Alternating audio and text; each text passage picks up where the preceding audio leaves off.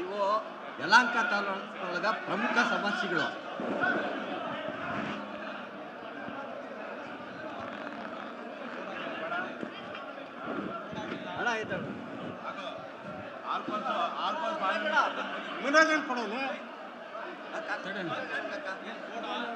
ಹೇಳಪ್ಪ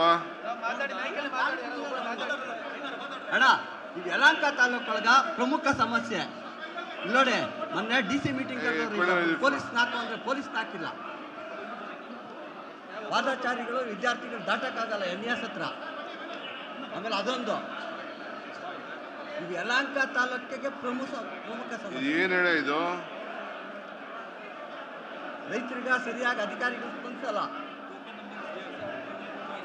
ಆಮೇಲೆ ಎಲ್ಲ 70% 80% ಅಧಿಕಾರಿಗಳು ಇದೇ ತಾಲೂಕೊಳಗೆ ಇಲ್ಲಿಂದ ಅಲ್ಲಿಗೆ ಅಲ್ಲಿಂದ ಇಲ್ಲಿ ರೌಂಡ್ ಹೊಡಿತಾರೆ.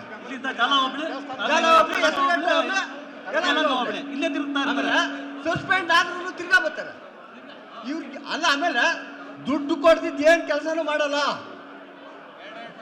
ಆಮೇಲೆ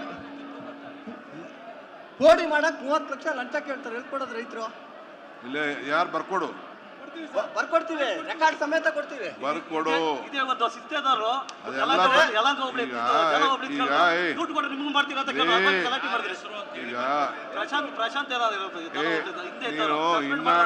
ಇನ್ನ ಟೈಮ್ ತಗೊಂಡು ಅಲ್ಲೋ ಕೂತ್ಕೊಂಡು ಯಾರು ಕೇಳೋರೆ ಅಂತ ಅವ್ರ ಹೆಸರು ಸಮೇತ ಬರೆದು ಕೊಡು.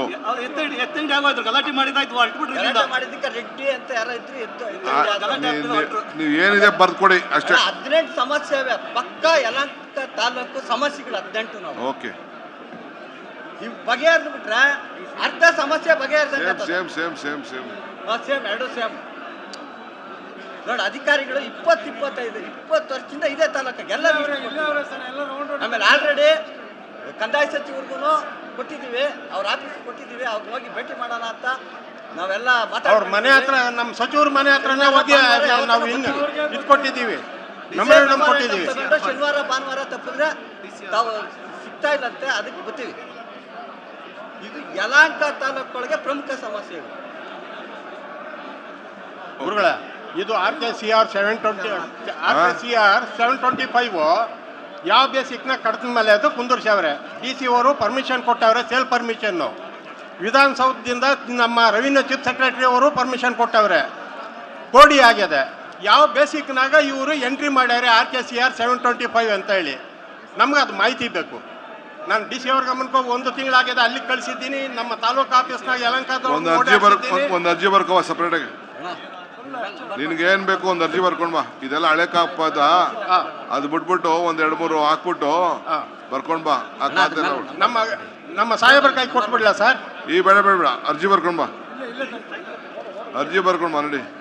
ಅದೇ ಸೇವ್ ಕಾಪಿನ ಒಂದು ನಂಬರ್ ಇಟ್ಕೊಂಡಿರು. ಆಯ್ತು, ಅಲ್ಲ ರಿಜಿಸ್ಟರ್ ಮಾಡಿ. ಸರಿ, ದಯವಿಟ್ಟು ಇದನ್ನಂತ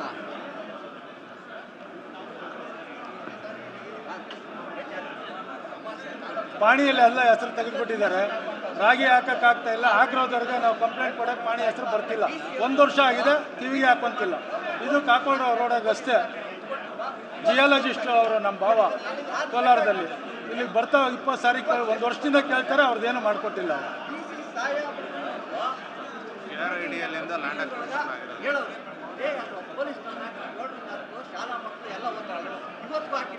ಇಟ್ಕೊಂಡು ಹೋಗಿ ನಾನು ನೋಡ್ತೀನಿ. ಅಲ್ಲಿ ರಿಜಿಸ್ಟರ್ ಮಾಡಿಸಿದ್ಯಲ್ಲ, ಜೆರಾಕ್ಸ್ ತೊಗೊಂಡವ್ರಲ್ಲ, ತಾಳಿ ಬೇಡ ಇಟ್ಕೊಳ್ಳಿ.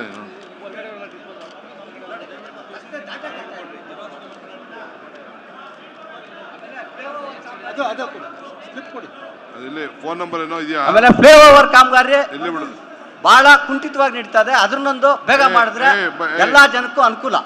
ಆಮೇಲೆ ಪಾದಚಾರಿಗಳು ದಾಟಕ್ಕ ಯಲಹಂಕ NS ಹತ್ರ ಅದೇನ್ ಮಾಡ್ತೀರಾ, ಒಬ್ಬರನ್ನ ಪೊಲೀಸವ್ರನ್ನ 7ರಿಂದ 10ರವರೆಗೂ ಹಾಕ್ಬೇಕು. ಯಾಕಂದ್ರೆ ಅಲ್ಲಿ ವಿದ್ಯಾರ್ಥಿಗಳು ಸಾವಿರಾರು ಲಕ್ಷ ಜನ ದಾಟ್ಬೋದು ಒಂದು ದಿನಕ್ಕಲ್ಲಿ.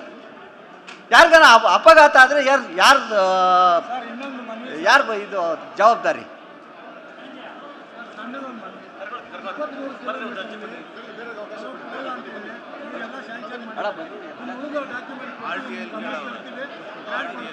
ಓಕೆ.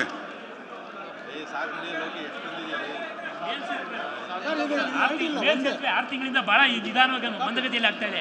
ನಾಗರಿಕರು ಓಡಾಡೋಕ್ಕೆ ತುಂಬಾ ತೊಂದರೆ ಆಗ್ತಾ ಇದೆ ಸರ್. ಮೇಲ್ಸೇತುವೆ 6 ತಿಂಗಳಿಂದ ಮಾತ್ರ ಬಹಳ